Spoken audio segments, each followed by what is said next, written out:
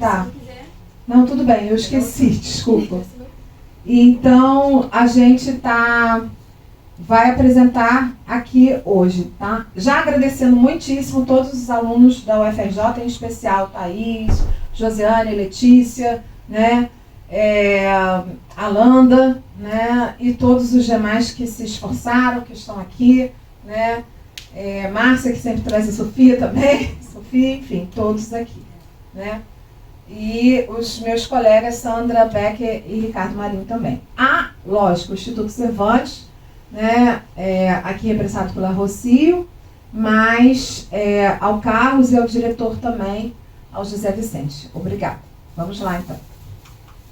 Bom, essa é uma parte que eu vou falar, então eu vou falar muito rapidamente. Uma homenagem também ao nosso querido Érico Veríssimo, né, que nos apresentou o Vasconcelos através de um livro, esse livro chamado México, né, que nós temos, eu estou aqui com a última versão pela Companhia das Letras. Uma homenagem ao Érico Veríssimo, porque ele nasceu em 1905 e faleceu em 1975, então temos aí a efeméride, né, do nascimento, assim que a gente chama, né, Thaís? Na história, efeméride do nascimento e do falecimento dele, né, o Érico Veríssimo, que recomendo sempre a leitura. A primeira edição desse livro foi de 1957, então, esse livro México, e através desses colóquios que eu convido a todos, né, tem outros temas aqui dentro do livro México, né, mas esse colóquio do Vasconcelos é uma conversa entre o Érico Veríssimo e o Vasconcelos, que, assim, eu posso destacar pelo menos dois momentos que eu acho importantes para hoje, né? Uma questão que é as sucessivas rupturas de governos dentro do México, indo inclusive para as vias de fato, ou seja, tem disputa e disputa sangrenta, o que o Vasconcelos vai conversar isso com o Érico, e uma das questões que o Vasconcelos vai levantar é justamente essa aproximação com essa cultura anglo-saxã, individualista, sabe, americana, que é o impacto na cultura ibérica, né, que o México se formou. Tanto que uma das conversas que mais me impactou, já falei isso para os alunos, e eu acho que tem muito a ver com a atual conjuntura, como foi o avanço da religião protestante no México. E aí o Érico Veríssimo vai ficar feliz. Nossa, mas é um avanço interessante dessas igrejas, né, porque tem toda uma história, enfim, de questionamento. E aí o Vasconcelos, se fosse isso só, tudo bem, mas tem uma questão política aí que é fundamental, que é essa tentativa de você incorporar culturalmente essa cultura ibérica para uma cultura anglo-saxã individualista. E essa é uma reflexão importante, porque nós temos no Brasil vindo, né, um impacto que a gente tem acompanhado desde o final dos anos 90, da ascensão evangélica, só que é bastante interessante porque eu diria assim, os nossos evangélicos não são como os americanos, muito pelo contrário, acho que tem uma pitadazinha aí de Ibéria que nos deixa, não nos deixamos levar para a questão individualista, né? Essa pelo menos é a minha leitura e a minha esperança. Bom, então foi uma das coisas aqui que eu citei. E aí sugiro que leiam, né? E fica aqui essa homenagem. Eu não vou entrar em maiores detalhes porque a gente, né, estamos aí com o horário apertado. Mas pode passar, por favor.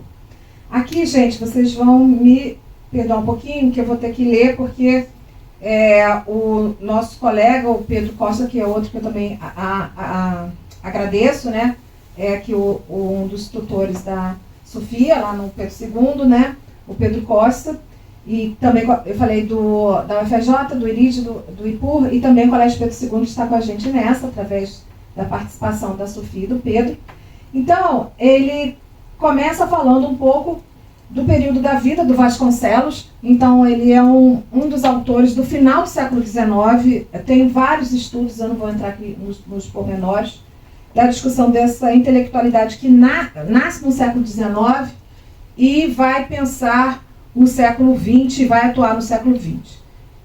Oaxaca, né, é uma cidade que a gente vai mostrar, né, mais no interior do México, e acaba falecendo em 1959, ou seja, só datando, ele passa pelas 2 guerras mundiais, tá?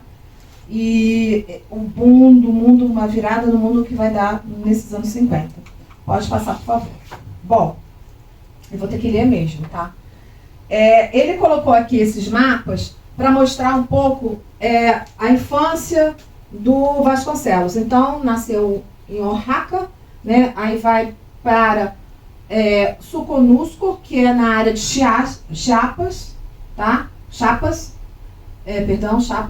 E aí depois o Sasabe, né, em Sonora, e Pedras Negras em Coahuila. Isso daqui é a infância e juventude do Vasconcelos, tá? Então tá aí. Deixa eu só ler aqui o que o Pedro colocou para sinalizar para vocês. Porque o pai do Vasconcelos, em determinado momento, ele segue um posto de agente de aduanas. Por isso que ele vai, em vários momentos, estar em outras regiões dentro do México. Por isso, o Vasconcelos terá uma infância andarilha, vamos dizer assim. E aí os mapas mostram essa sequência de deslocamentos, tá? Essa sequência de deslocamentos. Primeiro a família dele vai para o sul do país e depois para o norte, bem na fronteira com os Estados Unidos. E isso vai ser marcante na formação dele, inclusive para mostrar, né, essa aproximação com os Estados Unidos. Pode passar aí, por favor. Nesse slide, a ideia da sequência ainda sobre a formação do Vasconcelos, né? Então, ele passa a viver perto da fronteira, né? Então, estudos primários na escola norte-americana. Então, assim, gente, um dia isso ocorreu, tá? Você não tinha um muro, como você tem hoje, né? Pode ser diferente isso, mas, né? É como pensar mais à frente, o Rio de Janeiro foi capital, tá? Do Brasil, é a mesma coisa aqui. Então, não tinha um muro, então as pessoas passavam a fronteira, inclusive atravessava a fronteira, e ele inclusive atravessava diariamente para ir à escola, né? Então ele fez o ensino médio hoje, que seria a Escola Nacional Preparatória, né, uma instituição muito renomada na época, tá? E aí ele se prepara nesse momento, nessa fronteira, para viver com a família na capital do México, né? E aí ele vai se formar em Direito, e na universidade ele vai conhecer uma série de pessoas intelectuais, né? E aí, na trajetória dele, você tem a marca da criação do Ateneu, da Juventude Mexicana. Vai ser um momento bastante interessante, um espaço de atuação intelectual e cultural, e que era muito comum naquele momento ali que vão dar nas vanguardas dos anos 20, que a gente também já tratou aqui, né? Então, assim, uma coisa que ele não colocou aqui, mas que é muito importante e foi muito marcante na vida do Vasconcelos, foi a perda da mãe, logo jovem, tá? Ele também coloca aqui. Pode passar, por favor. Então, alguns tópicos sobre a atuação política, cultural e na gestão, especial pessoal da gestão, mesmo em relações internacionais, é importante também ver essa questão da gestão. E na história, claro, né? A gente sempre tem que ver. Então, com a criação do Ateneu, ele se envolve numa campanha anti-reeleição, tá? Então, porque, como eu falei para vocês, né, um dos conflitos que você tem no México é justamente essa tendência dos governos se perpetuarem, né, e ficarem. E aí ele se colocou contra mais uma reeleição de Porfírio Dias, que precedeu a chamada Revolução Mexicana, né?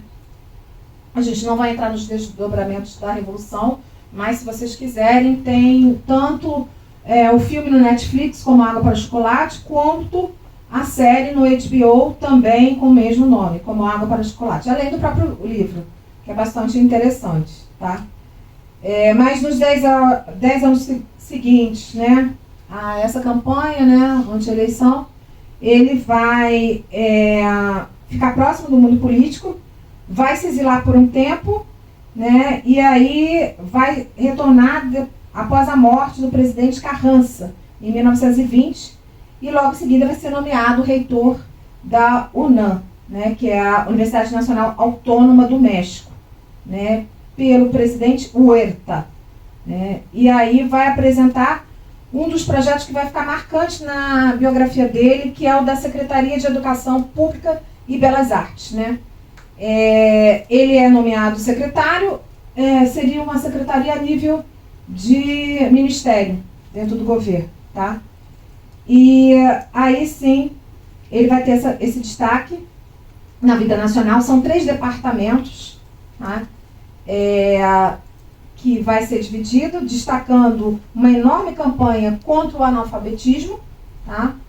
E vai criar muitas escolas, missões com alfabetizadores, né? Inclusive as escolas do mundo rural, lembrando que nesses anos 20, boa parte da América Latina, a população estava no mundo rural, tá?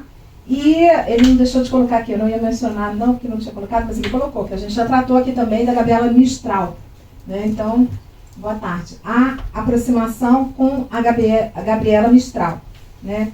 Principalmente no que tange à expansão das bibliotecas, né? Também uma tradução de inúmeros clássicos da literatura, né? Uma parceria com o artista Diego Rivera, né?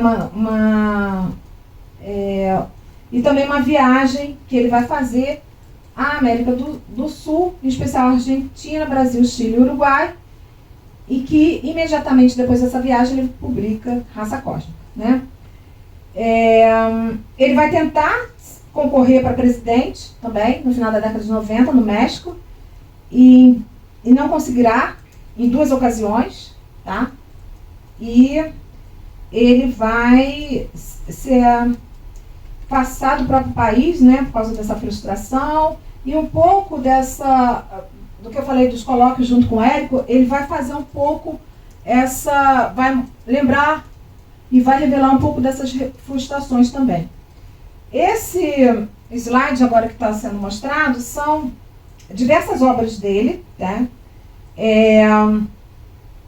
Independente do insucesso político nas eleições, Vasconcelos teve um grande sucesso literário, com suas obras entre as mais vendidas, o destaque para o que compõe a sua biografia principal, que é Ulício Crioulo, né? Que foi o primeiro livro da sua biografias, está completando 90 anos da primeira edição, tá? E ele destaca também a História do México, muito utilizada pelo Érico Veríssimo no livro sobre o México, que é esse daqui, tá? Então essa parte aqui do Pedro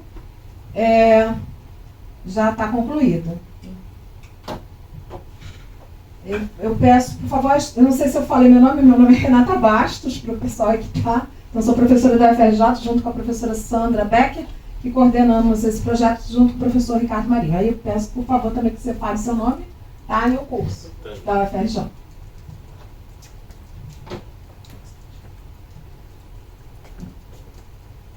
Boa tarde a todos. Me chamo Enzo Queirão, faço Relações Internacionais na UFRJ. E eu vou puxar um pouco do que a Renata falou sobre a questão do autor e puxar para fazer uma introdução da obra dele, né? Então, como foi dito, ele foi secretário de Educação do México entre 21 e 24. E em 29 ele se candidata à presidência do México. Ele foi um sociólogo, filósofo e político mexicano que foi muito influente, principalmente por ter uma ideia que sempre tentava refutar as ideias coloniais, que ele enxergava muito forte dentro do México, e ele incentivou muito o muralismo mexicano. E esse é o livro A Raça Cósmica, na qual ele faz um estudo. Ele viaja para todos esses países, né, Brasil, Argentina, e faz estudo também sobre o país dele, o México. E é isso. Passando no slide, por favor. A primeira parte do livro é o prólogo, na qual ele passa a ideia principal dele, que seria a raça cósmica, que basicamente seria a teoria de que os povos eles estão se unindo tanto que ia chegar um momento em que seria uma raça universal, ou uma chamada raça cósmica, que é a tese principal dele no livro, né? E essa tal raça cósmica, ela contrapõe muito a ideia do darwinismo social, né? Que o darwinismo social, ele basicamente seria uma ideia de que a raça superior, que futuramente, né, gerou teses como o nazismo, essa raça ariana superior ficaria em sobreposição às outras por ser mais evoluída. A ideia dele é o contrário disso, na qual as raças elas se misturariam tanto que elas virariam uma raça global, raça universal, uma raça cósmica, né? Então, ele contrapõe essa tese que era muito forte na época. E falando mais um pouco sobre a visão dele sobre a miscigenação, na época a miscigenação era vista como ruim, porque ela atrasava os países, né? Então, na Argentina houve a morte de muitas pessoas que não eram brancas, que não vieram da Europa. E ele fala muito que a miscigenação é algo bom, que ajudaria os povos, e essa integração entre eles seria muito, muito boa. Passando para o próximo slide, por favor. Então, o capítulo 1, que chama A Mestiçagem, ele é dividido em 3 partes. Na primeira, ele volta ao passado, faz um estudo buscando compreender como eram povos antigos e como era essa questão da miscigenação entre eles. Então, ele fala sobre o Egito Antigo, ele passa pela civilização grega, né, no Império Romano e na Europa Medieval, e também pelos Estados Unidos, Brasil e Argentina. Então, no Egito Antigo, né, ele fala muito que a miscigenação entre os povos do norte e os povos do sul foi a época de esplendor da civilização, que foi a época da construção das pirâmides. Na civilização grega, resultou numa mistura de povos de tons claros, e a decadência veio quando o Império passou a se expandir. O Império Romano ele se expande e ele prospera quando ocorre a integração entre os povos europeus. Na Europa medieval, a miscigenação entre vários povos que eram chamados de bárbaros foi um dos momentos áureos também. E ele faz um estudo, né, no qual ele tenta compreender como foi essa questão da miscigenação, que foi diferente na visão dele, tanto nos Estados Unidos, no Brasil e na Argentina, né? Essa é a primeira parte do capítulo 1. Na segunda parte do capítulo 1, ele entra mais a fundo nessa questão, na qual ele debate muito sobre como foi a miscigenação entre os latino-ibéricos e como foi a miscigenação entre os anglo-saxões. Então ele fala que entre os ibéricos ocorre uma independência. Essa independência ela era necessária, segundo ele, por conta dele ser um cara que era muito anti a questão colonial, anti-Europa, né? Não como civilização, mas com a presença europeia na América. Então, ele cita que no processo de independência foi necessário, mas ao mesmo tempo foi feito de uma forma errada, porque os países se fragmentaram e diminuiu a integração entre eles. E dentro dos Estados Unidos ocorreu a independência, e nessa independência os Estados Unidos ele dizimou toda a população nativa que estava antes da colonização inglesa. Então ele fala que ocorria muito um conflito entre a latinidade e o sagionismo. No qual o sagionismo ele seria algo mais materialista, individual e racista, que acontecia muito mais nos Estados do Norte. E a latinidade era ser exatamente o oposto, na qual valorizaria a miscigenação, um ideário espiritual idealista. Então ele começa a fazer várias voltas ao passado, na qual ele começa a ver onde começou, onde foi o começo do fim dos povos latinos, que resultou na fragmentação da América inteira. Então ele volta na questão da Armada Invencível, 1588, na qual a Espanha tenta invadir a Inglaterra e acaba perdendo. A Espanha então era chamada de Armada Invencível, né, até porque tinha dominado a América inteira, e acabou perdendo para o Império Inglês. Em 1805, no período das Guerras Napoleônicas, a França e a Inglaterra, a França e a Espanha, elas se unem contra a Inglaterra, e ocorre uma derrota novamente da Espanha contra a Inglaterra.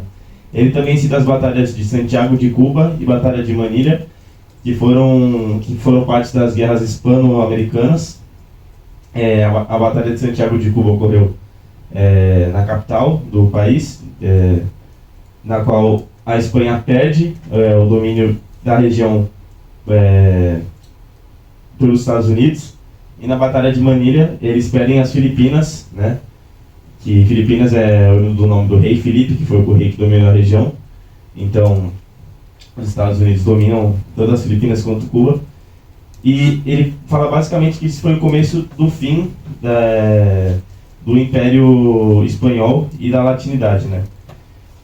Na terceira parte, ele fala que essa miscigenação que ocorreu foi muito diferente entre tanto no sul quanto no norte. Na América Latina ocorreu uma miscigenação entre os países, mesmo eles tendo se fragmentado, e ele exalta muito os libertadores da América, né? Então ele fala muito sobre Simão Bolívar, Hidalgo, Sucre, e ele fala muito em tom messiânico, na qual os povos, ele era muito a favor da união dos povos latino-americanos. Ele via essa questão dos países terem se fragmentado como algo muito ruim, então ele via essa questão deles se unirem, da miscigenação. Então ele via a miscigenação como uma mistura de almas, de espírito, não só como algo cultural. E ele fala em tom muito messiânico em suas falas. E é isso. Obrigado.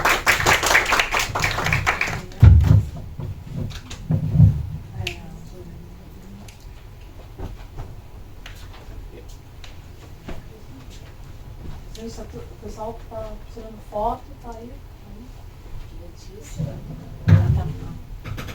Boa tarde, gente. Eu sou a Júlia Câmara, eu sou estudante de Gestão Pública da UFRJ. E eu vou falar de 3 itens hoje dessa obra, começando pela parte 2 da mestiçagem. E ele vai começar falando que o continente ibero-americano, ele possui uma grande extensão e uma grande quantidade de recursos naturais, né? E que isso seria vantajoso para o desenvolvimento de uma civilização. As primeiras grandes civilizações surgiram nos trópicos, então ele vai sugerir um ciclo histórico, né? Que as civilizações nórdicas que viviam em climas mais temperados, elas iam, no final, voltar aos trópicos. Ele acredita que a tecnologia e a inteligência humana, elas vão criar maneiras de controlar o clima e usar isso a seu favor. Então, os brancos, eles vão usar as inovações científicas para explorar e colonizar os trópicos no começo. Mas a ciência, ela vai se espalhar pelo mundo. E então, os brancos, eles vão ser misturados com outros povos pela chegada dos imigrantes, formando a raça cósmica, que seria a quinta raça, né? Uma raça mestiça.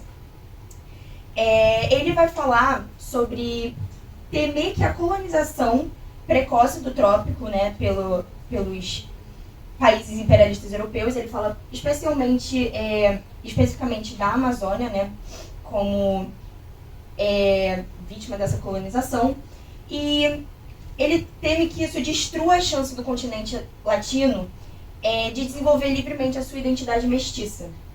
Então, ele também explica que a raça ela não vai excluir nenhuma etnia. Então, nem mesmo os brancos eles vão ser excluídos. E ela vai ser formada pela integração de todas as raças. Ele vai dizer que a luta da nova raça ela não é contra o branco, mas contra qualquer forma de dominação violenta, seja de branco ou de qualquer outro povo. E ele vai reconhecer que a América Latina ela deve muito à cultura europeia, mas ele quer construir algo novo, né? Uma civilização que herde o melhor das raças anteriores e sem repetir os seus erros. E ele reconhece que talvez alguns traços da civilização branca ele vai predominar, mas ele insiste que essa predominância ela deve vir por livre escolha, né, do gosto e não do resultado de uma violência ou de uma pressão social ou econômica. No início da colonização, ele vai falar que o cruzamento entre as raças acontecia por necessidade.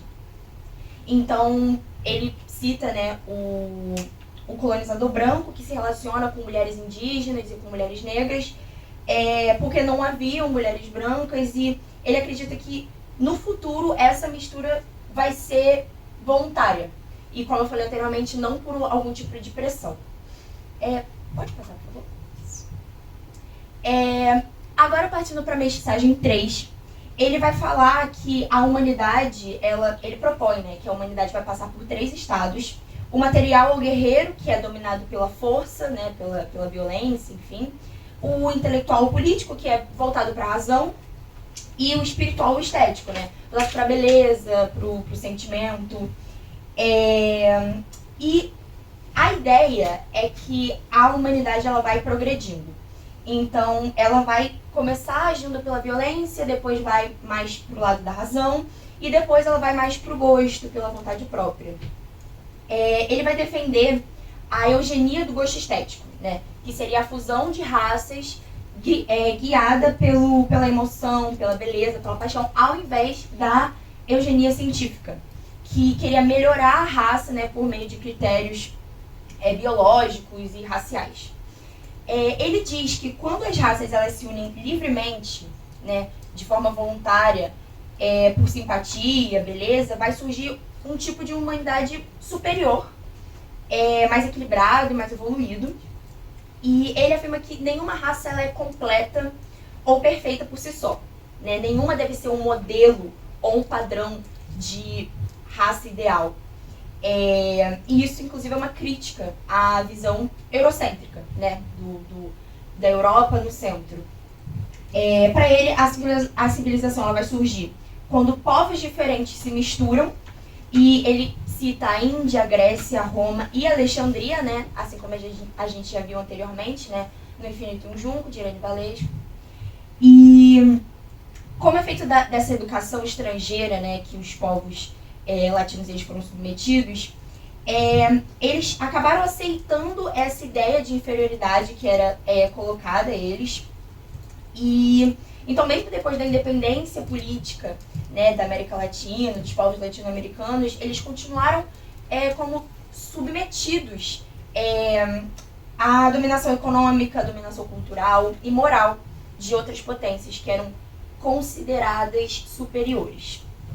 Ele vai afirmar que a humanidade ela deve criar um novo modelo de civilização, né, diferente das anteriores, mas ela não deve se basear na violência ou impondo certos tipos de cultura e tudo mais. Ele acredita que, na verdade, deve ter uma cooperação, né? Então, mais uma vez, ele fala que é como se ele quisesse quebrar um certo ciclo, um certo padrão que acontecia.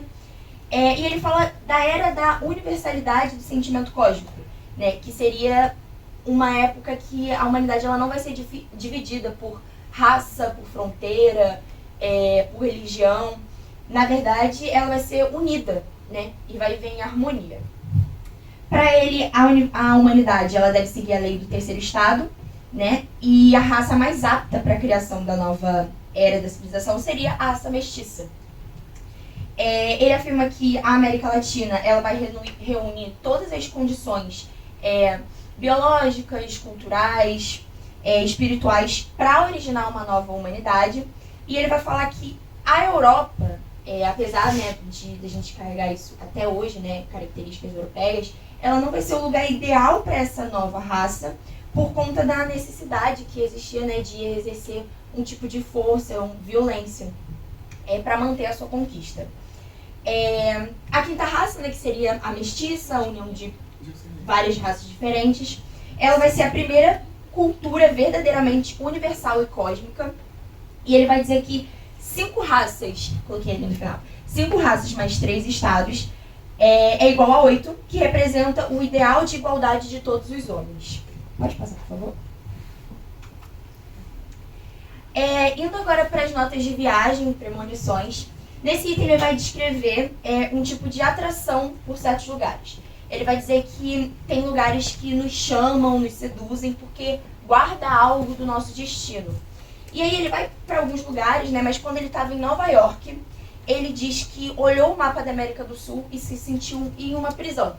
Ele se sentiu impotente por não estar no lugar que ele sonhava. Aí ele cita até uma certa insegurança financeira, né? E ele vai descrever sonhos e coincidências que seriam as premonições que o levaram a ser embaixador do Rio de Janeiro. E a viagem que ele fez, ele vai dizer que não foi só física, né? Foi uma viagem espiritual, profética. E ele segue essa ideia, né? Indo para o Rio de Janeiro, ele segue essa ideia da América como o seu destino. Eu finalizo a minha fala aqui, gente. Muito obrigada. Obrigada.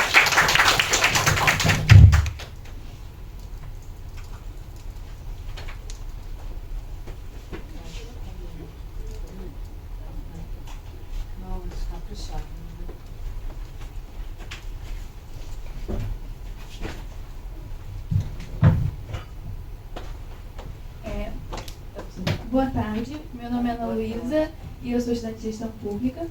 Nessa parte, o autor já vai introduzir a sua experiência de viagem no Brasil. Ele começa falando sobre a sua chegada, que por um problema no percalço, por um acidente do percalço, ele muda a rota, né, e vai passando pela Bahia. Nesse momento que ele vive de encontro com o país, ele vive muito intensamente, né? Ele tem essa perspectiva. Não, pode deixar. Ele tem essa perspectiva do país de muito vislumbre, então ele admira muito a paisagem, as colinas verdes, o mar claro, os telhados vermelhos, e ele acredita que é uma cidade que ao mesmo tempo parece italiana, parece portuguesa. Ele fala que a beleza local ela desperta reflexões sobre as influências culturais do Brasil. E aí ele começa a refletir sobre isso dentro do barco ainda, né, antes de sair. Ele pode passar. Ele começa a refletir sobre as civilizações e o modelo americano. Eu ainda vou citar essa parte do texto mais para frente. Mas ele defende muito que o futuro ele deve seguir o modelo brasileiro, né? E ele tem uma discussão com um norte-americano que fala, não, o futuro ele vai estar em cidades como Nova York. E aí ele fala que ele acredita que Nova York é a cidade, é a pátria de Mamon, que é a pátria do dinheiro, da ganância, né? E ele acredita que o futuro está em cidades como Rio de Janeiro e Buenos Aires. Ele critica, né, esse materialismo e arrogância do norte e ele contrapõe isso com a sensibilidade e o humanismo latino-americano. E aí, em outro momento, ele também tem uma discussão com um darwinista que prega a superioridade da raça branca, principalmente a americana, e ele vai rebater com uma ironia, falando que esse pensamento, né, essa linha de raciocínio, ele representa uma falência da moral da América do Norte. Ele critica muito o imperialismo e o apagamento cultural. Ele critica até o fato de que no barco que ele está, as comidas não são brasileiras e que ele esperava que as comidas fossem... Ele quer experienciar tudo que o Brasil pode proporcionar a ele. Então ele ficou bem decepcionado porque a comida era de Manhattan. Ele falou, claramente dá para perceber que essa comida aqui é de Manhattan. E aí ele fala que ele está muito entusiasmado, que ele quer comer uma laranja, quer comer uma comida diferente. E ele fala que na Bahia ele sai, quando ele sai do barco, né, ele quer visitar um mercadinho. E no momento que ele vai visitar esse mercado, ele observa que tem umas mulheres negras ali. E quando ele olha elas, ele quer interagir, quer conhecê-las, e ele é impedido. E ele tenta entender por que ele é impedido, né, de conhecer as pessoas que ocupam aquele espaço que ele está. E aí o guia turístico não permite, ele acredita que não devem conviver, e aí ele fica bem incomodado com essa situação.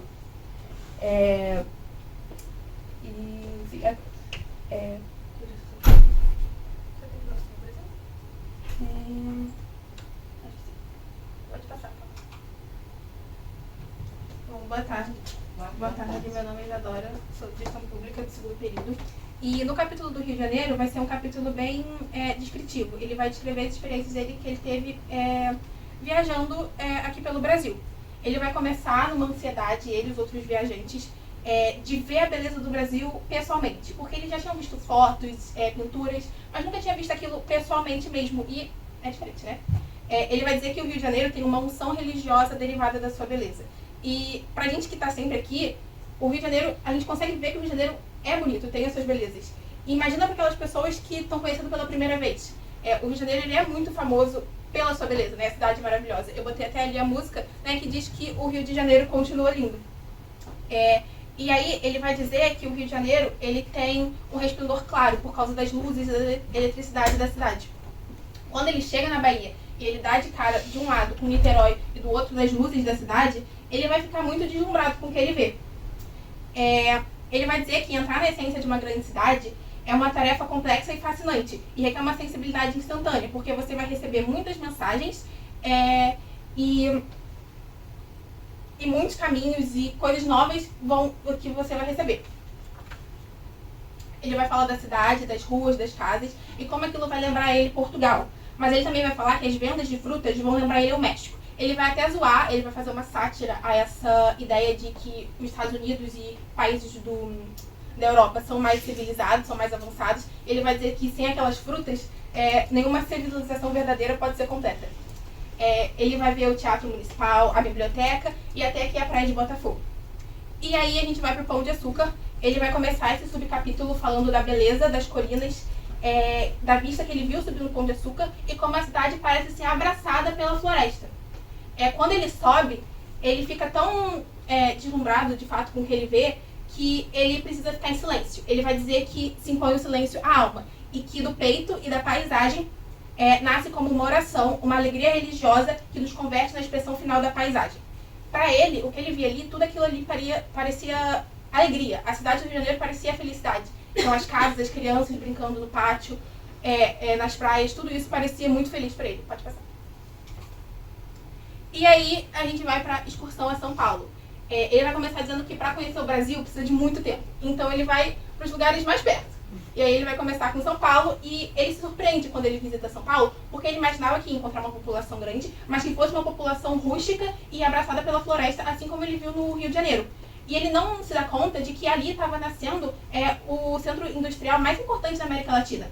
As vias corriam, os carros, os grandes edifícios, e era tudo muito organizado, tal qual uma cidade europeia. Ele vai falar do tráfego intenso e das mercadorias expostas em abundância. Ele vai falar também da produção fabril, que é muito extensa e em muita abundância. E essa abundância de produtos trouxe consequentemente o luxo. Então as construções de luxo, as distribuições desiguais e o uso de mármore nas construções. E que o futuro em São Paulo parece ilimitado para ele. E aí, em uma festa normal, ele vai visitar a escola normal e vai dizer que aquela visita deixou a impressão mais doce que poderia receber um viajante. Então, versos de poemas mexicanos foram recitados, as meninas cantavam canções populares brasileiras, e ele vai estar lá junto com o ministro da Educação. E ele vai dizer que no México também estava sendo feita essa política de regionalização em que era introduzido nas escolas as danças e as canções regionais. E aí ele vai também ficar muito impressionado com o que o ministro vai falar sobre o Madeiro. Ele vai dizer que o Madeiro é a única figura mexicana que impressionou, porque, segundo ele, o Madeiro nunca derramou sangue num país onde o sangue parece uma fatalidade infernal.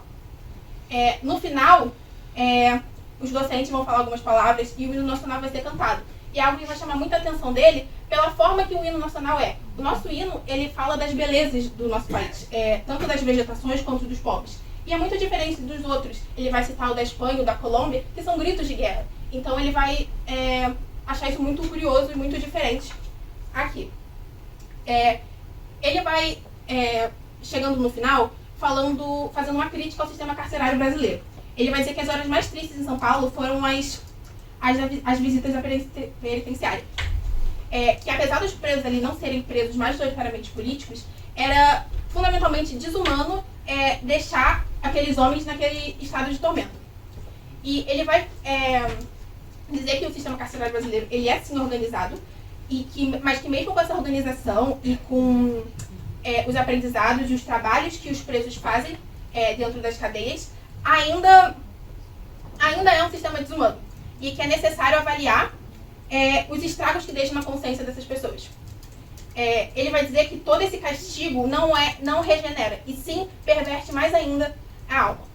E sob o pretexto de que o presídio é um instituto de reforma moral, as penas são aumentadas a níveis muito, muito maiores do que nos tempos da barbárie.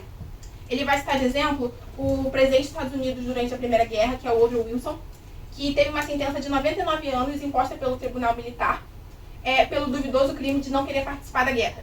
E esse caso ele foi muito divulgado, e ele vai dizer que casos como esse inspiram um ódio coletivo à espécie.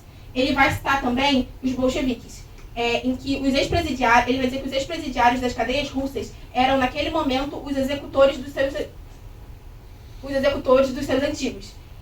antigos opressores. Então, quem estava executando naquele momento era quem já tinha sido preso antes. E aí ele vai falar que a crueldade bolchevique nasce do medo, do fruto do ressentimento que se alastrou nas almas dos ex-prisioneiros. E aí ele vai terminar essa parte dizendo que a dor gera dor e o castigo prepara a vingança.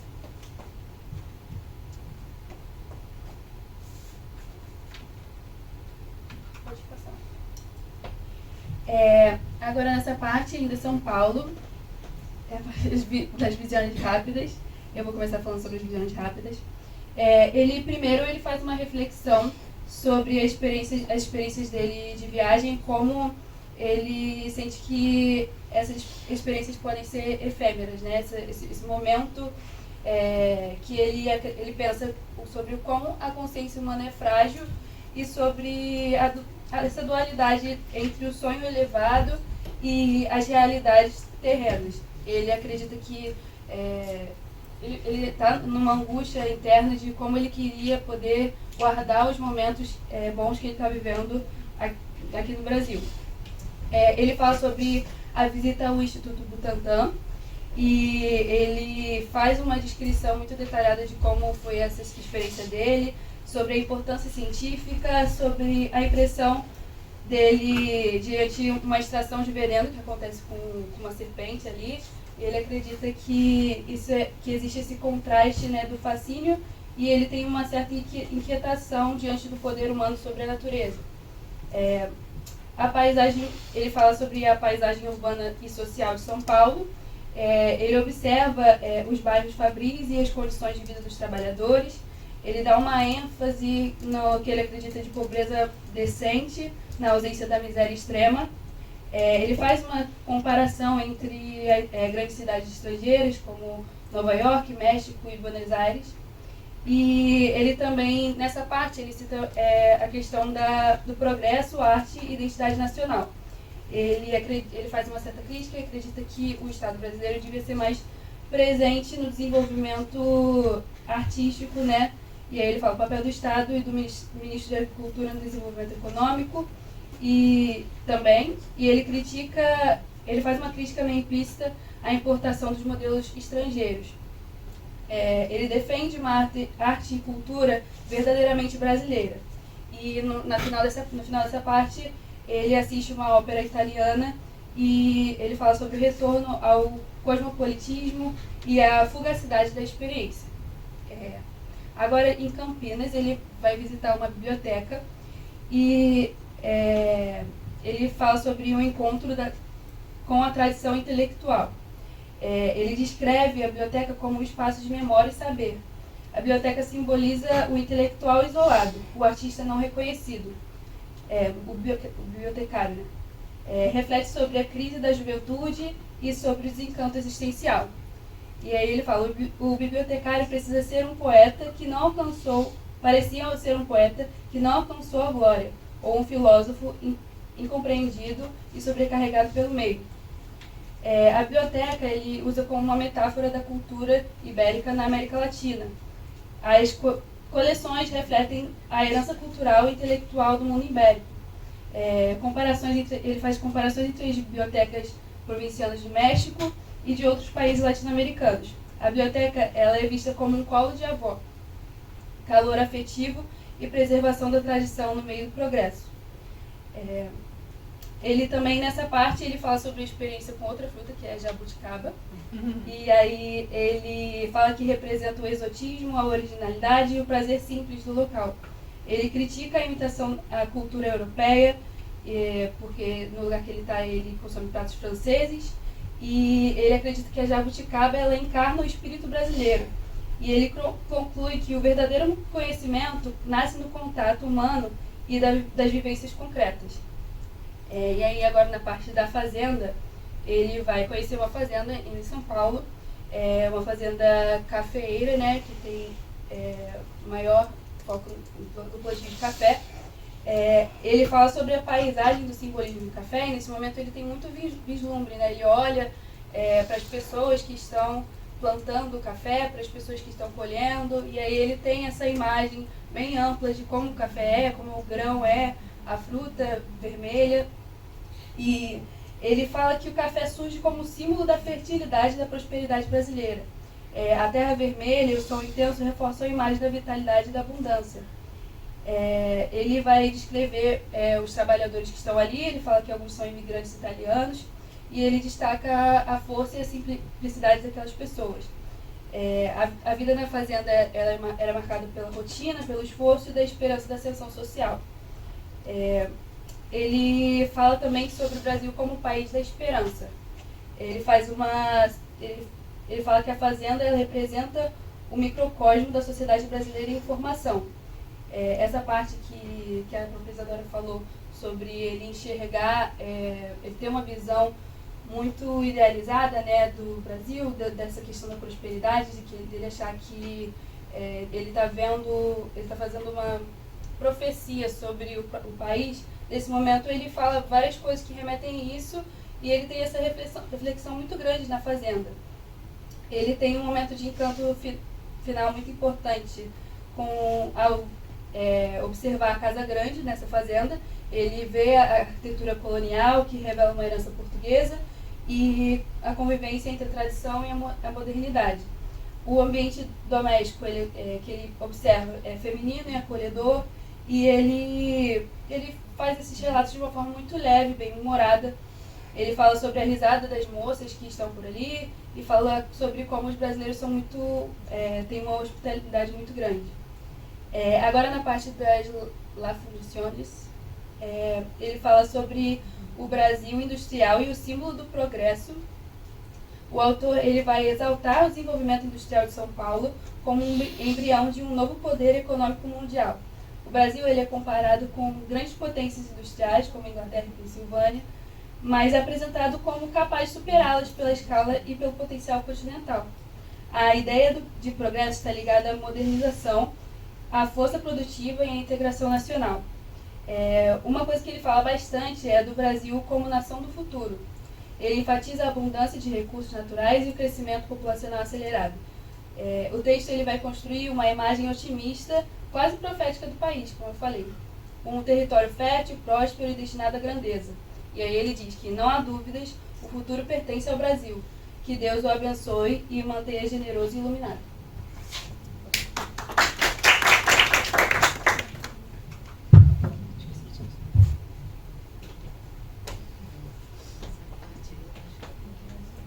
Quem é?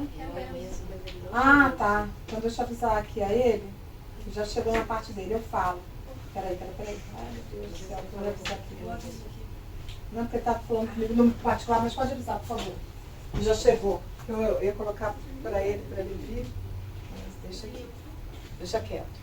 Mas eu lembro e... Bom, eu lembro e um pouco, aí falando da minha trajetória, a Sandra também pode falar da dela, e eu comecei na infância, também tenho uma trajetória parecida com a do Vasconcelos, porque, enfim, dentro do Brasil, né, nós, eu e Sandra, de maneiras diversas, tivemos várias experiências e moramos em vários lugares, ela mais do que eu, né, eu desde os 2 anos de idade, sempre cruzando o Brasil, e dos momentos que eu tive, né, que aí eu posso falar um pouco também, e um pouco também pela visão do Vasconcelos, que ele mostra aqui, né, que eu lembro que o Enzo até falou na apresentação dele, né, que ele vai descendo para São Paulo, né, aí tem toda essa vista na época, 1925, agora a vista contemporaneamente, né, então vai mostrando, né, toda essa serra que se tem, né, e ao mesmo tempo ele vai visitar não só São Paulo capital, como também Santos. Santos é uma cidade, eu tive lá somente uma vez, mas é uma cidade importante de escoamento da produção portuária, né? Então ele faz questão também de passar por essa cidade, né? E na cidade de Santos você tem a Bolsa do Café, né? A Ana Luísa já fez questão, né? Apresentou anteriormente. O tema do café, quando ela estava até apresentando, estava lembrando, né, que eu acabei também morando um pouco numa das regiões do café, que é Franca, né, e realmente o tema do café na produtividade assim, do interior de São Paulo é muito presente mesmo, né? Então havia uma bolsa do café que ele mostra ali, e também ele vai mencionar, o Vasconcelos, a Universidade Paulista, né? E aqui é uma menção importante, porque eu sempre falo isso, aí um parênteses, a Universidade Federal Fluminense não tem 105 anos, tá? A Universidade Federal Fluminense deve ter no máximo 50 anos. Porque a primeira universidade mesmo desse país foi a Universidade de São Paulo, tá? Que é de 1934, que ano passado completou 90 anos.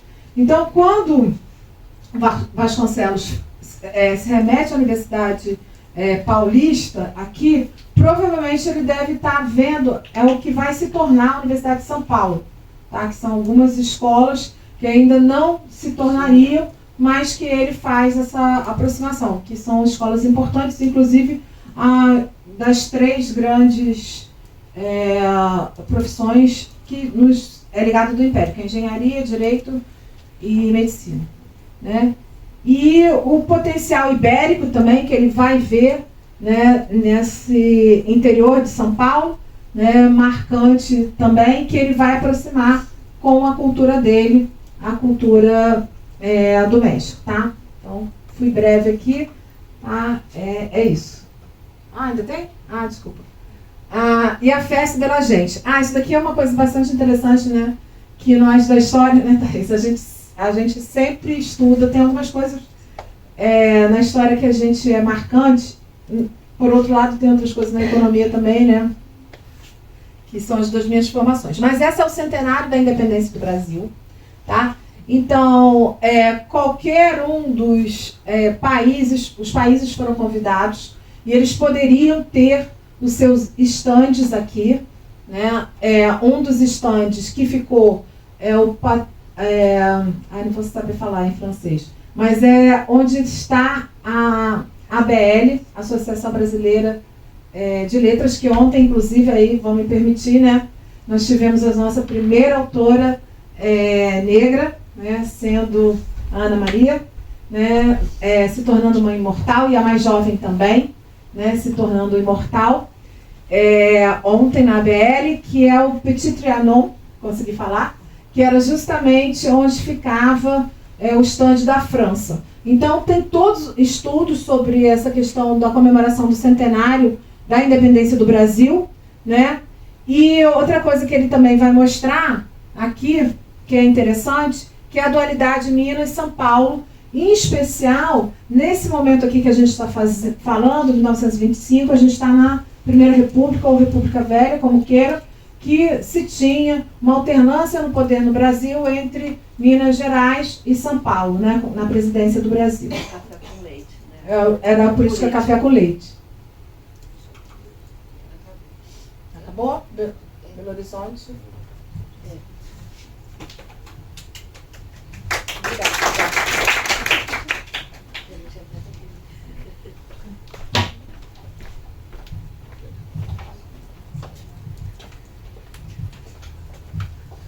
Bom, boa tarde, pessoal.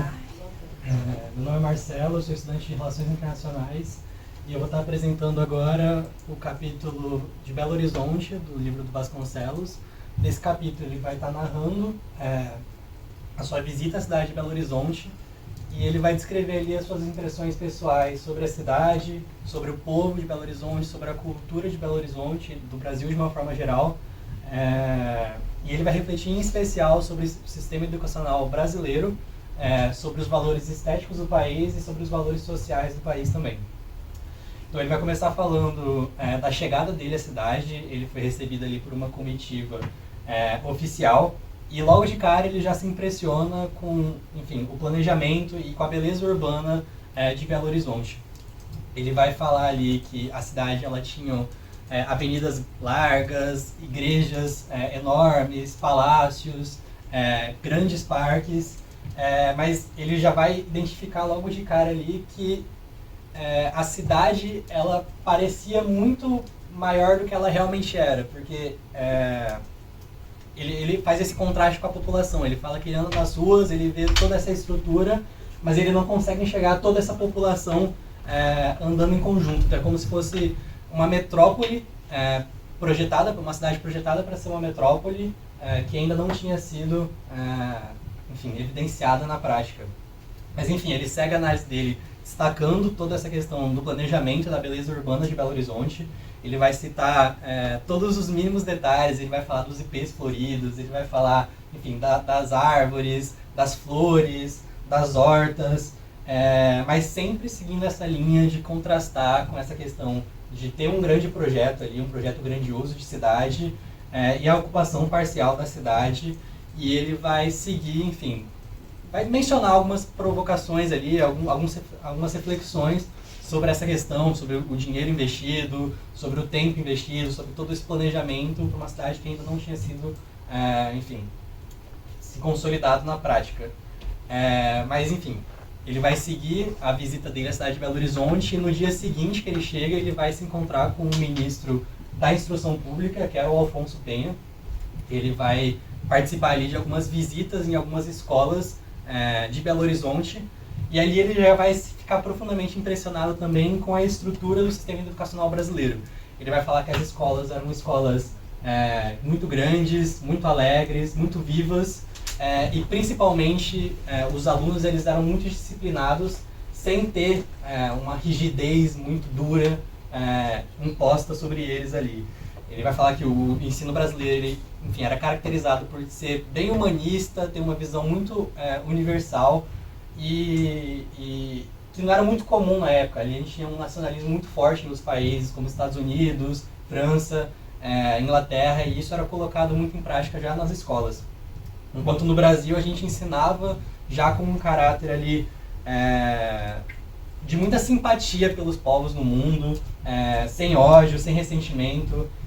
Ele vai até para uma questão que ele fala que o Brasil, quando ele era pronunciado nas escolas, ele tinha até uma musicalidade ali, quando ele era pronunciado por brasileiros. Ele chamava uma musicalidade, ele era muito vibrante, ele era muito amoroso realmente. E aí mais adiante ele vai seguir essa visita, ele vai se encontrar então com Arthur Bernardes, que era o presidente eleito do Brasil, então o presidente eleito, ele não tinha assumido ainda, ele ainda era governador do estado de Minas Gerais. E aí eles vão se encontrar e eles vão discutir sobre algumas questões, principalmente sobre a necessidade de nacionalizar os recursos naturais de um país. Então, o México ele tinha muito essa questão também de segundo Vasconcelos, não nacionalizar esses recursos e, enfim, acabar entregando esses recursos estratégicos para o interesse nacional para o exterior, para o estrangeiro, e isso, enfim, é a pauta principal dessa discussão. Mas ele vai se encantar também muito com o Bernardes. Ele vai falar que o Bernardes era uma pessoa muito simples, era uma pessoa muito correta, e que mesmo depois de grandes obras na cidade de Belo Horizonte, ele estava deixando ali o poder, sem enriquecer, sem escândalo de corrupção, que para ele, enfim, era uma coisa de muita valia.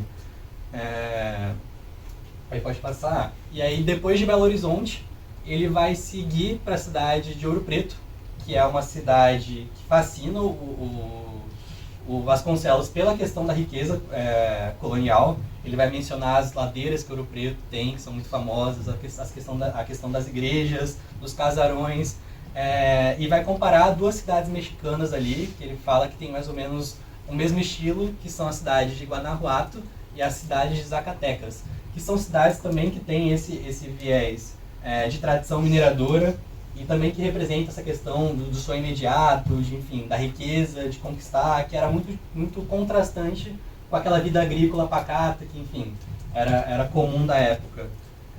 Mas, enfim, ele vai descrever também Ouro Preto como uma das poucas cidades brasileiras que ainda seguem essa tradição, que ainda são voltadas para o passado. Ele vai falar que, enquanto Ouro Preto seguia nessa linha, a maioria das outras cidades brasileiras já tinha esse viés de ser uma cidade do futuro, de ser a cidade do porvir, de acordo com Vasconcelos.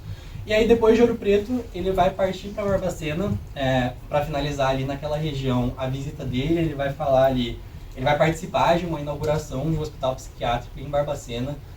Ele fica muito maravilhado com a questão da modernidade do hospital, mas ele faz uma crítica ali muito pontual em relação à arquitetura, que ele vai chamar de uma arquitetura muito europeia, nórdica.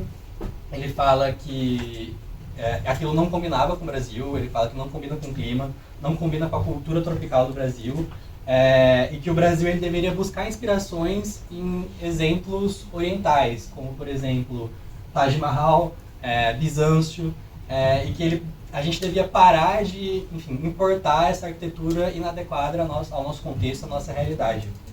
Então, a gente devia sempre defender a ideia de uma arquitetura que refletia a luz, a beleza do trópico, e não essa questão do cinza e do inverno europeu. E aí, por fim, ele vai participar ali de um banquete, para finalizar realmente ali nessa região. Ele vai participar ali de um banquete, enfim, com comida típica mineira, com, enfim, autoridades, tanto mexicanas quanto brasileiras, muitos discursos. E ele vai destacar principalmente a questão a relação que ele desenvolveu ali com Alfonso Penha, que é o ministro da Instrução Pública.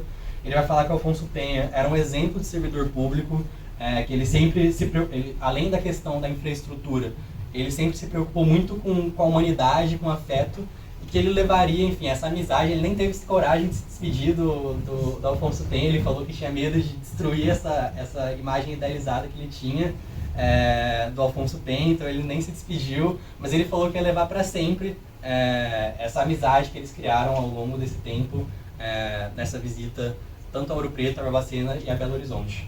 É uma parte um pouco curta, mas é isso.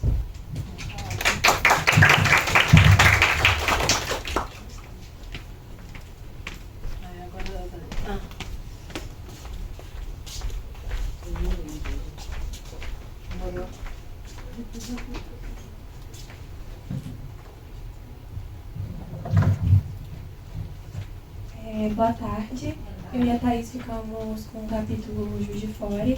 Eu pedi esse capítulo específico para a professora porque eu cresci indo para lá, então eu achei muito interessante de estudar sobre ele. Só qual o seu curso que está gravando? Tá, eu sou a Daniela, eu sou de Gestão Pública. O Vasconcelos começa falando sobre a chegada dele em Juiz de Fora e como a cidade traz um certo modernismo, né? Ele repassa sobre as cidades anteriores de Minas Gerais que ele conheceu, e ele disse que o que chama a atenção dele é como ele como ele percebe, né, essa experiência concreta que ele teve para pensar na cidade de Juiz de Fora no contexto brasileiro, dentro da América Latina da época. Ele fala da cidade como um lugar muito organizado, acolhedor e com um certo ar de modernidade, como eu pude mencionar no início. E essa impressão inicial dele não é só descritiva. O Brasil representa para ele uma força viva no continente e a cidade traz isso. A partir dessa chegada, ele entra numa reflexão e uma crítica que ele faz sobre o provincialismo, né, dentro do Brasil e dentro dos povos latino-americanos. E ele fala que a gente se deixou muito levar pelo localismo e que isso afastou os povos entre si. Ele dá o exemplo dos povos anglo-saxões, como eu coloquei ali, e mesmo com a separação deles da Inglaterra, como eles se mantiveram juntos, se mantiveram a sua cultura toda muito junta, não se separaram, não fizeram igual ao Brasil e os outros países latino-americanos, se dividiram em pequenos países e se espalharam pela América Latina. Ele menciona Bolívar, Sucre e Hidalgo e outros líderes como exemplos de figuras que tinham uma visão mais ampla da situação, uma visão mais continental, como ele diz no livro, né? E essa é uma ideia que ele deixa muito forte no texto, que a independência não deveria ter separado esses povos, e sim unido mais ainda. Vasconcelos deixa claro que a América Latina só se realizará plenamente quando os países ibéricos recuperarem a consciência de um destino comum. Ou seja, a chegada dele a Juiz de Fora fez ele perceber como a cidade traz o modernismo da cultura latino-americana no geral, né? É uma cidade que apresentava muita modernidade, muita coisa cultural da época, que pegava um pouco de todos os países latino-americanos, e ele percebeu que, de uma forma ou outra, se esses países se juntassem e trouxessem essa cultura entre eles, o Brasil e os outros países poderiam ser mais conjuntos e se ajudarem melhor. Pode passar, por favor. Ele volta a descrever sobre o Rio de Janeiro e aí ele faz uma comparação sobre as celebrações do Rio de Janeiro. Como as celebrações públicas, elas trazem a elegância da cidade, a elegância do Brasil, só que de uma forma não exagerada, como acontece na Europa na época. E ele fala que é um luxo civilizado que o Brasil trazia, que o Rio de Janeiro trazia na época. Aí eu coloquei até ali como imagem para descrever como eram as construções até hoje. A gente vê no centro do Rio até hoje essas construções. Então achei interessante colocar.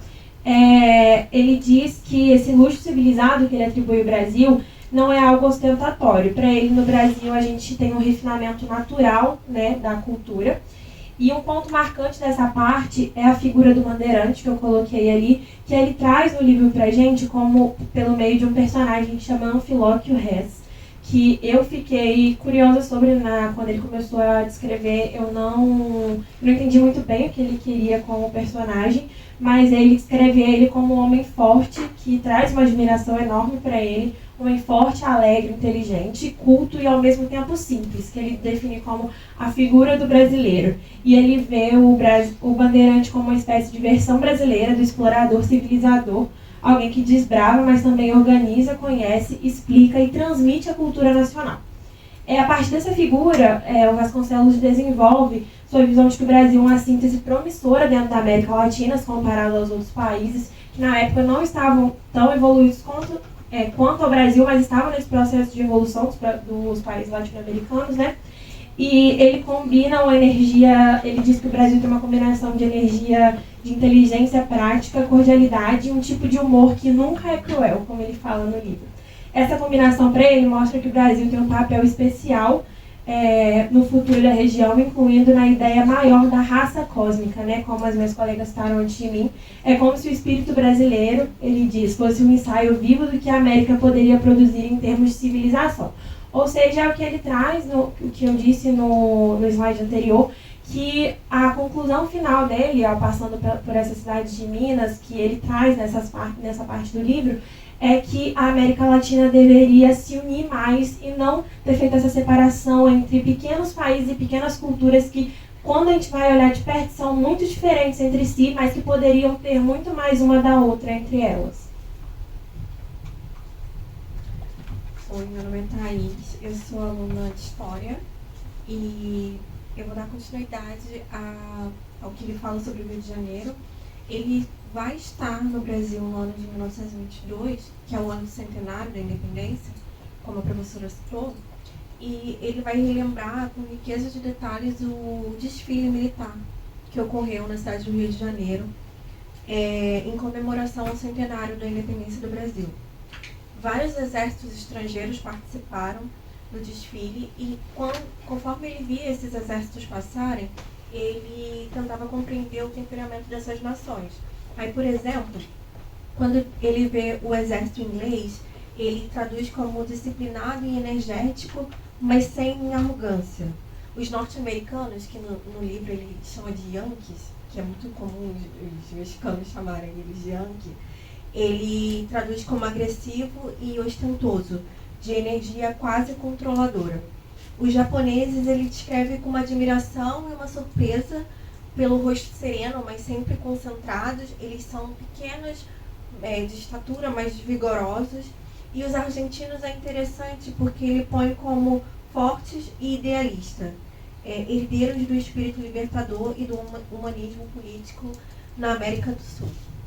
Quando ele vê os cadetes mexicanos passarem, ele vai relatar com grande emoção, porque ali eles estavam numa figura de destaque, porque eles estavam substituindo a escola militar brasileira, porque meses antes do desfile militar, nós passamos pela revolta dos 18 do Forte, que é importante relembrar porque ela foi um prenúncio do movimento tenentista. E devido a essa agitação, a escola militar ela foi retirada do programa oficial. Então, quem substituiu no desfile foi os cadetes mexicanos. E ele vai destacar a recepção calorosa que os cariocas, especificamente, tiveram, aplaudindo com entusiasmo os cadetes mexicanos que escoltavam o presidente na época, que é o Epitácio Pessoa. Ele vai, durante o desfile também, ele vai tecer um grande elogio ao serviço militar obrigatório brasileiro. Ele destaca a maturidade do planejamento nacional através desse serviço militar. Ele vai dizer que o Brasil ele não começou fazendo decretos apressados, mas primeiro ele quis organizar os exércitos só para depois ele convocar os jovens. E assim ele vai dizer que o serviço militar ele é uma espécie de, ele tem um caráter integrador, onde reúne as pessoas de todas as classes. E, para ele, isso é o verdadeiro símbolo de uma nação integrada e disciplinada. Mas, para o final, ele vai destacar a questão sonora do desfile. Ele vai descrever com fervor as trombetas, os tambores, as bandas. Ele vai fazer uma reflexão filosófica sobre os ritmos, distinguindo os ritmos de infantaria, que ele considera mecânico e regular, com os ritmos de cavalaria, que ele julga mais expressivo. No fim do desfile, ele vai dizer que a encenação feita pelas tropas lembrava um quadro histórico de Dom Pedro, durante a proclamação da independência, que ele viu em algum palácio que ele visitou aqui no Brasil. Mas a seguir, ele vai falar sobre a passada dele por Paquetá, pela ilha de Paquetá. Ele vai descrever a ilha como um pequeno paraíso natural, símbolo de beleza e da serenidade do Brasil. Tudo em Paquetá era perfeito e harmonioso, desde a convivência da natureza com o homem até as construções. E ele vai dizer que o Brasil ele é uma terra privilegiada e que Paquetá se torna uma imagem simbólica do Brasil idealizado. Pode passar para mim. Volta.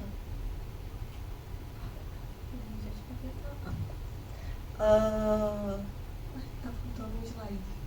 Passa aí. Isso ficou fora de ordem. Ele vai fazer uma reflexão também sobre o machixe, que é uma dança brasileira, e ele vai refletir sobre esse ritmo.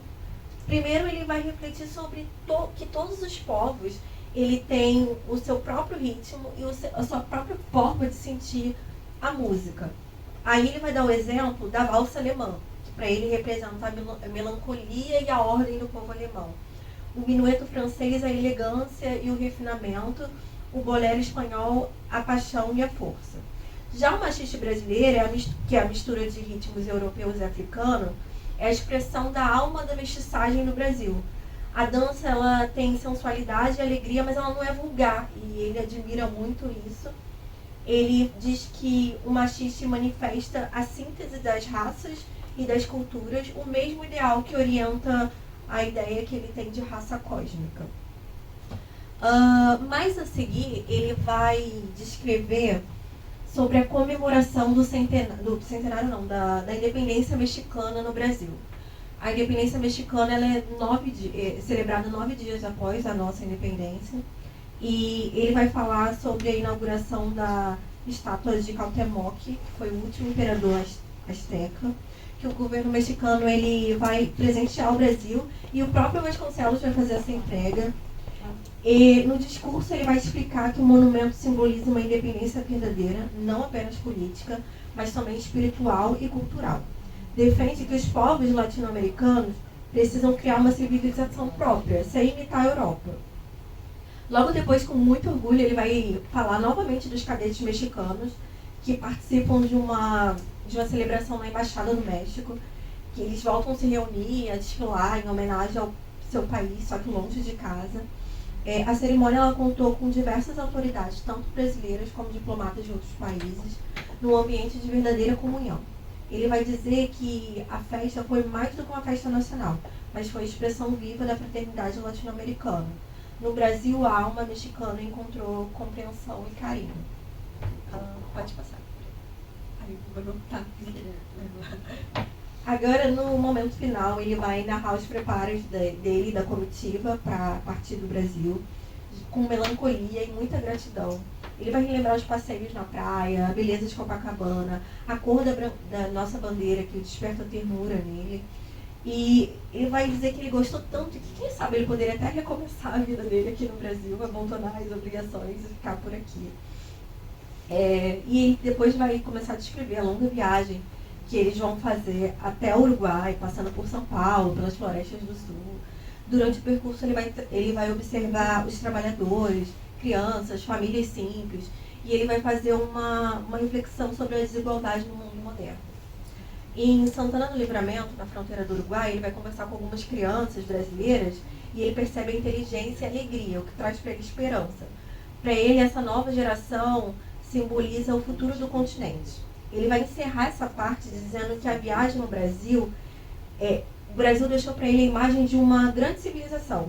A primeira fundada não de conquista, como as outras do continente latino-americano, na parte latino-americana do continente, onde foram muitas guerras. O nosso país ele foi construído num ideal de fraternidade, trabalho e de luz.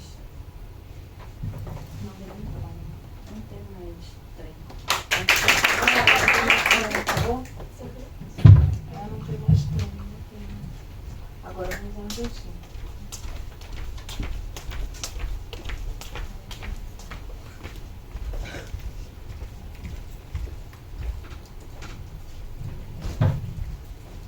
Boa tarde, meu nome é Eduardo, sou estudante de gestão pública. Eu vou relatar para vocês a passagem do livro em que o autor ele vai contar, né, a viagem dele à Argentina. E aí, mais especificamente, ele vai começar por Buenos Aires, né, a primeira cidade em que ele chega. Aí você pode passar o slide para pegar. Em Buenos Aires, ele começa contando pra gente a comitiva, né, que recebe ele. E aí ele vai destacar algumas pessoas, né, dessa comitiva. Ele destaca também que ele é recebido por funcionários do Ministério da Educação. Ele vai destacar também o Dom Manuel Malbrán, que é um político argentino e também foi embaixador da Argentina lá no México. E também o Dom Alfredo Palacios, que também é um político argentino, e ele elogia bastante essas duas figuras. Ele fala que a recepção deles é bem aconchegante, bem acolhedora. Ele fica muito feliz da forma como ele é recebido na cidade, né, no país.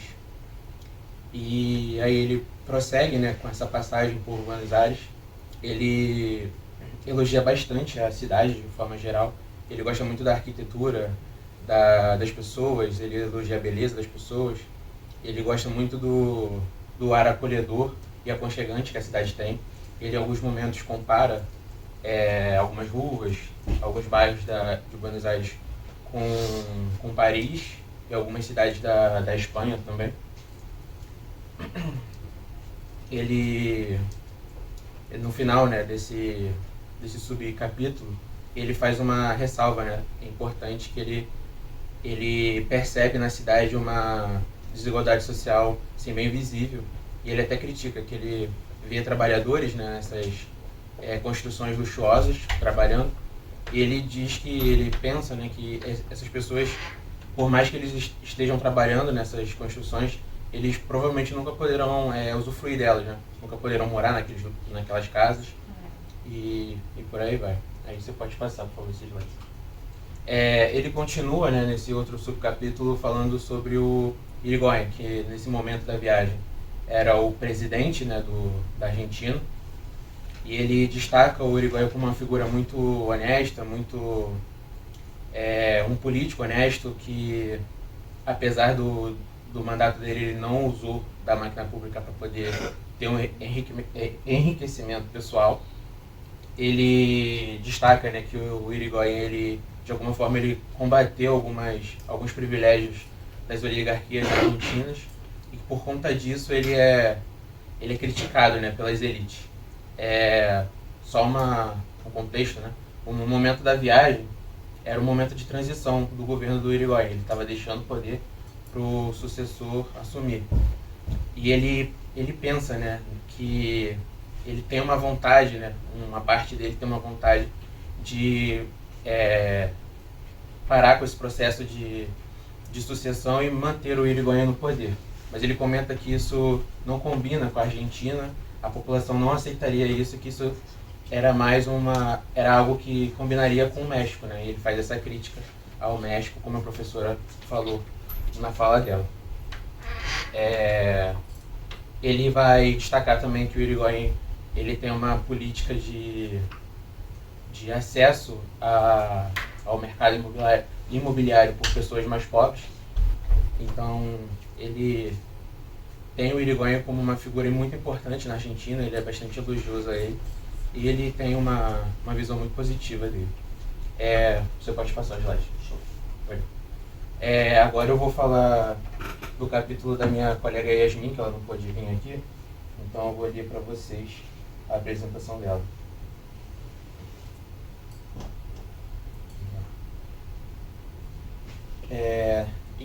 Nesse subcapítulo, Uma Viagem, ele começa narrando a chegada dele em Córdoba.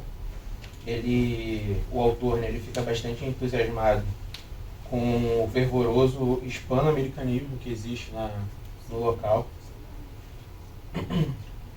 Ele comenta que fica um pouco frustrado por não conseguir, nessa viagem, passar por Rosário e Santa Fé, eram locais que ele gostaria muito de visitar.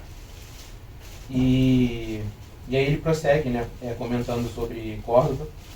Ele, nessas observações que ele vai fazendo, ele vê um festival de flores com a presença, né, do Alfredo Palacios, né, que é essa figura que eu comentei anteriormente para vocês. E ele comenta, né, que a recepção é muito calorosa também, muito aconchegante. Ele comenta que ficou em um hotel muito moderno, ele elogia bastante a arquitetura do local, comenta que tem belas praças, comenta que na frente do hotel tinha uma catedral com torres bem imponentes e ornamentadas. E ele também comenta que ele faz uma visita ao prédio da universidade e ele descreve, né, na arquitetura do local uma arquitetura bem típica da latino-americana.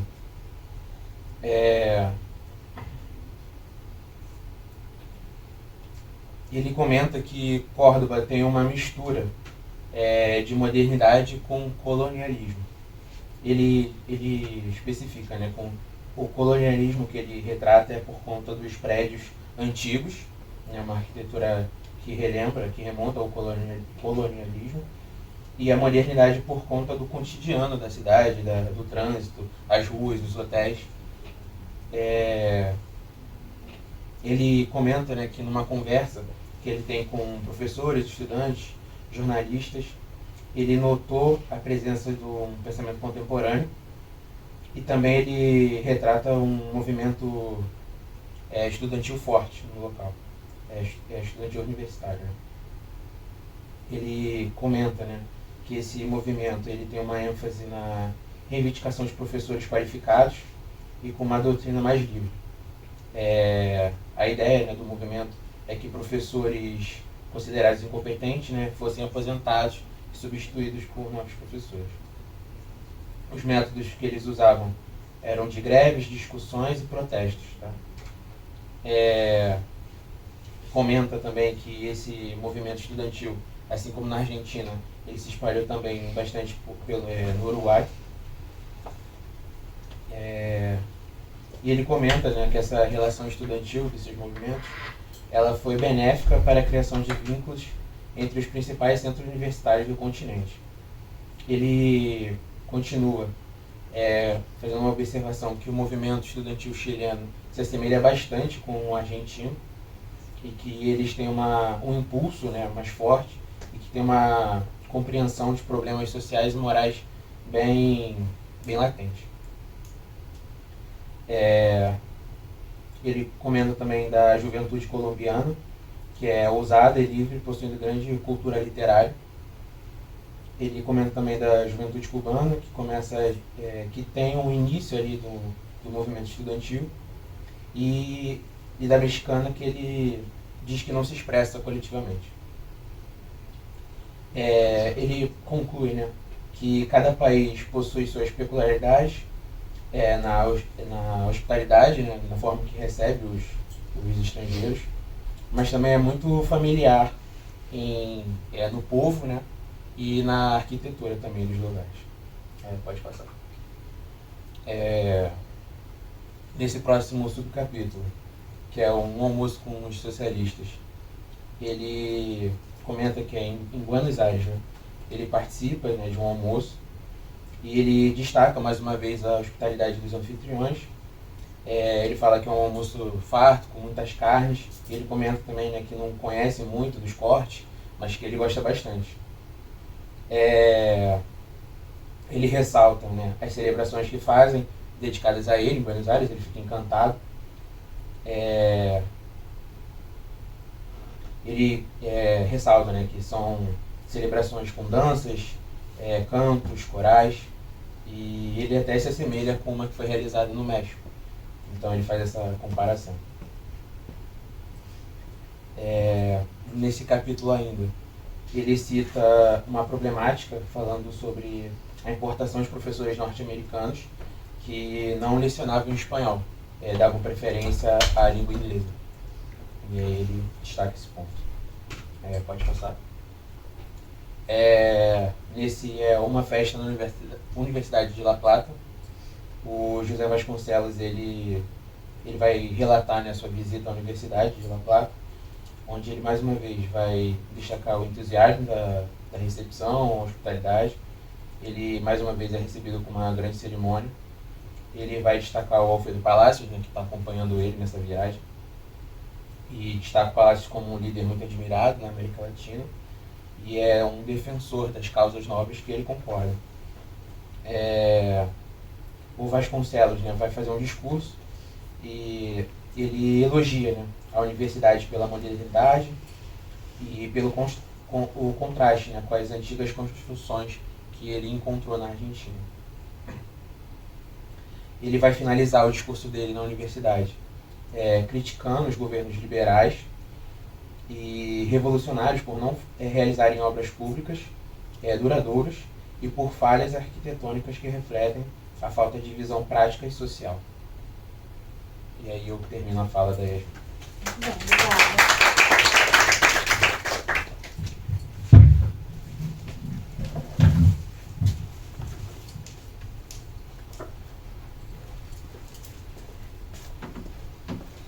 Boa tarde, gente. Meu nome é Gabriela Jasmine, eu faço gestão pública na FRJ. Eu acabei ficando com 4 capítulos, porque a minha amiga não pôde vir, a Cleo, e eu vou apresentar dela também. Mas o meu capítulo é o El Iguaçu, né, que ele faz uma viagem, né? E nesse ponto, enfim, ele começa destacando, né, a força simbólica das cataratas do Iguaçu, né, que para Vasconcelos não é apenas uma paisagem, é o que ele chama de o nervo vital da América Latina. E ele acredita que ali está a energia capaz de inspirar uma nova civilização, né, no continente. Ele chega a dizer que o povo que domina, né, o Iguaçu será o povo da América. E, então, ou seja, né, o Iguaçu representa um futuro continental, né, algo que... Desculpa, gente, aqui eu tô com um pouquinho aqui, mas enfim, que o Iguaçu representa um futuro continental, né, que é algo maior que Buenos Aires, né, para ele, e maior que as fronteiras nacionais. E a viagem começa em Buenos Aires dele, né, e segue pela planície, né, porque eles viajam de barco, né, enquanto eles cruzam o Rio Paraná. Então, na manhã seguinte eles chegam, né, a comitiva chega a Concórdia, né, às margens do Rio Uruguai, e a cidade se revela, né, com sinais de progresso, bem diferente do que ele estava acostumado, né, com escolas modernas, vinhedos, um comércio ativo, mas apesar de todo esse potencial, né, Vasconcelos critica os latifúndios, porque segundo eles, a região, né, Entre Rios é rica, porém mal desenvolvida, porque as grandes famílias de Buenos Aires controlam as terras e não vendem aos colonos, né, as pessoas que trabalham ali, que moram ali, né. E para ele isso prende a região em um atraso artificial, porque fica impedindo que a agricultura floresça e que o território, né, revele toda a sua força. Ele compara essa área, né, que inclui o Paraná, o Uruguai e o Chaco, né, a uma maníngua prodigiosa, né, cheia de energia, mas ainda inexplorada. E ao entardecer, ele chega a Paso de los Libres, né, onde a população mestiça oferece uma recepção totalmente diferente, mais calorosa, com festas, palmas, né? Uma coisa muito mais entusiasmada. E Vasconcelos sente, né, ali naquele contato, algo que se desprende do europeísmo, né, que ele estava acostumado durante, né, que ele foi vendo durante toda a viagem, né. E aí ele vê que surge uma identidade diferente, né, profunda da América Latina. Ali ele vê rostos indígenas, uma mistura racial, ele sente o calor humano. E ali ele afirma que nessa região está a verdadeira Argentina, né, viva, consciente e unida por sangue, língua e alma. Porque para ele aquilo confirma, né, a esperança de uma América espanhola, né, forte, sem regiões mortas. Porque ele fala que sustentada pela mestiçagem, né, que seria a base da futura raça cósmica. E agora o capítulo da minha amiga Cléo. Pode passar. Não, é aquele mesmo, não vi que tinha passado. Vasconcelos, né, descreve Posadas como uma cidade que ela é fronteiriça, né, com o Paraguai. E ela é rica em frutas, que ele até cita algumas frutas tropicais que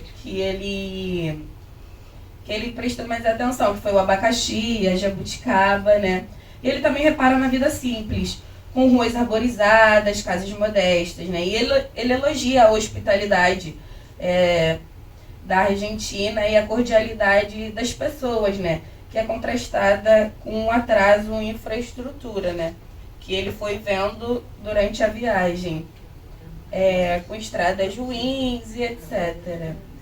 Ele reflete sobre a mistura cultural e a formação de uma sociedade cosmopolitana, conectando isso à ideia de fusão racial para uma nova civilização ibero-americana. Ele também critica um pouco do isolamento geográfico, mas ele destaca o potencial humano e a beleza natural.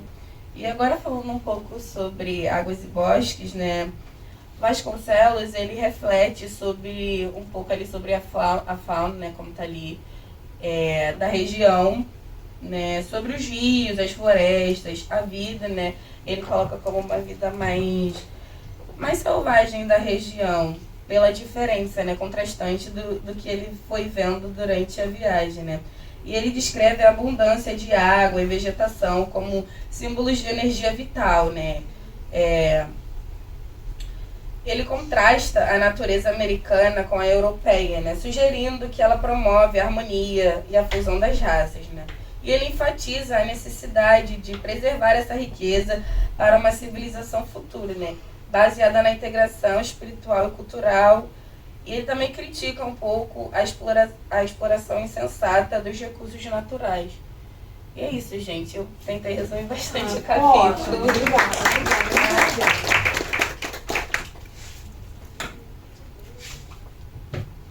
Boa tarde, gente. Meu nome é Júlia, sou de gestão pública. Vamos dar início agora aos últimos capítulos, né? São 4 também, se eu não me engano. La vida social no hotel. Então, nesse capítulo, o autor ele vai descrever interações sociais com um episódio que acontece entre um grupo de hóspedes no hotel em que eles estavam. E aí, entre todos eles, havia uma única mulher, uma jovem, filha dos administradores, e ela chamava muita atenção porque ela era a única mulher ali da área e porque ela era muito bonita, ela era muito jovem. Então, eles tinham esse costume de, desde a primeira noite, fazerem um encontro depois do jantar, onde essa jovem dançava com os hóspedes. E aí, aos poucos, a convivência foi levando à eliminação dos outros pretendentes e restaram apenas 2 rivais que disputavam a atenção dessa jovem. E aí o autor mostra como essa disputa terminou, foi de uma maneira bem cômica, quando o rival mais jovem foi afastado por levar uma picada de mosquito nos lábios.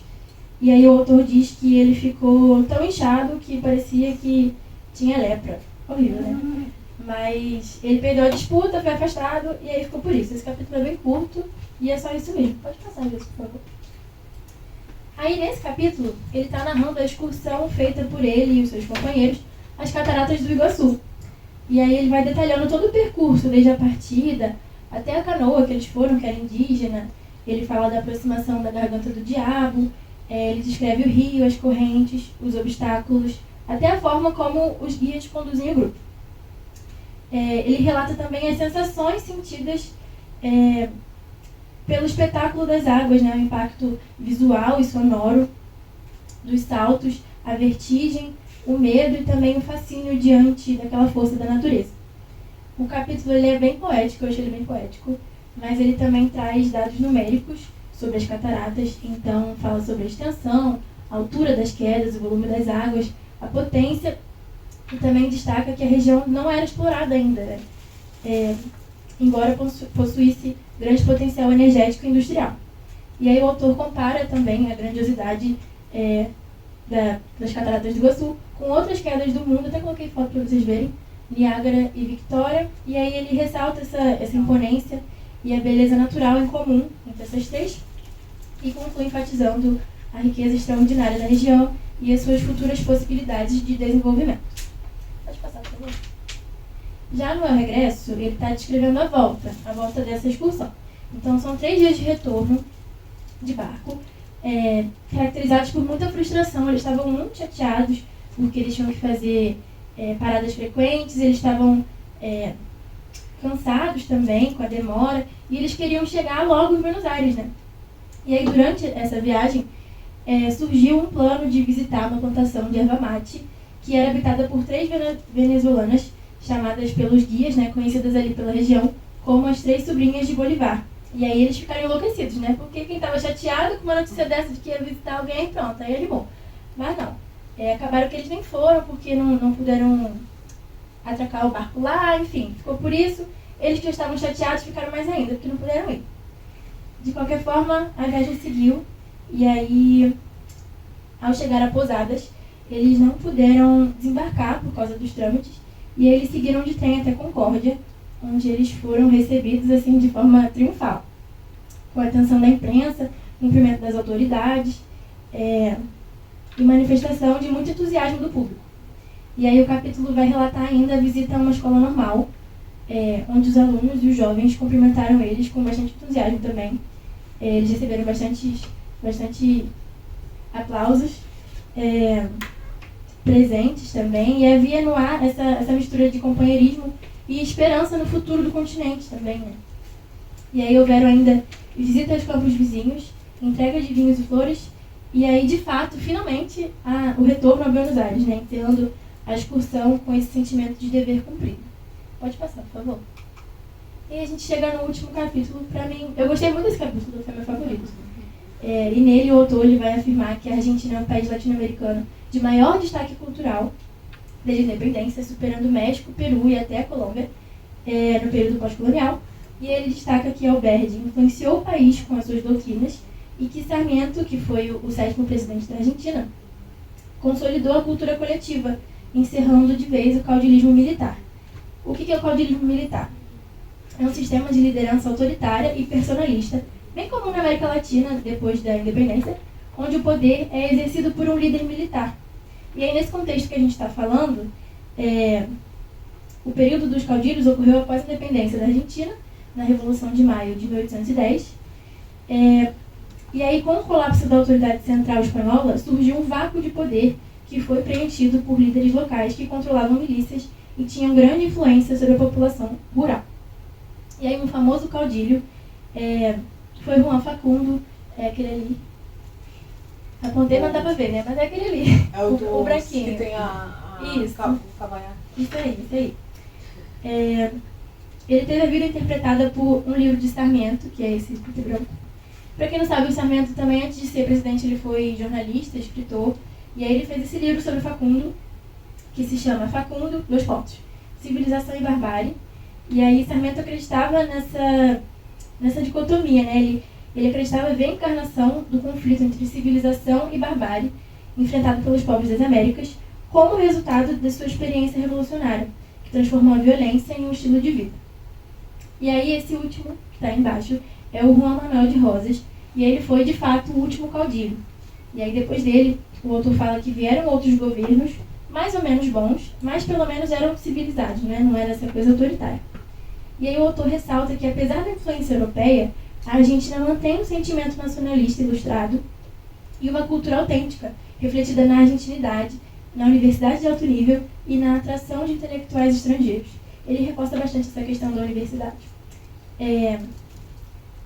Mas ele fala também que o país enfrenta problemas, mas pelo menos de nação civilizada, sendo considerado o primeiro sucesso firme da civilização espanhola no continente e um farol da América Hispânica. Buenos Aires atrai artistas e escritores de toda a região, consolidando-se como o centro do pensamento ibero-americano. Então, segundo o autor, o pensamento argentino é de esperança. É um pensamento generoso, construtivo, otimista e equilibrado. Eles esperavam muita coisa da Argentina. Eles esperavam que ela fosse uma coisa que hoje em dia a gente não vê. Mas tinha muita esperança no que seria. E ele conclui afirmando que a Argentina é o país mais forte e belo da América e que, por isso, merece bênçãos. E assim a gente finaliza a Raça Cósmica, onde o José Vasconcelos grandiosamente destaca a natureza latino-americana e a força desse continente, que possui riquezas extraordinárias, tanto naturais quanto culturais, e a possibilidade dessas potencialidades serem exploradas também. E aí, como os colegas já falaram, mas só reforçando, finalizando, a sua ideia central é que a América Latina possui uma identidade única e o potencial de criar uma civilização nova e universal. Ele valoriza a diversidade, a mixigenação, a riqueza cultural e natural e a capacidade de integração entre cidade, campo e natureza.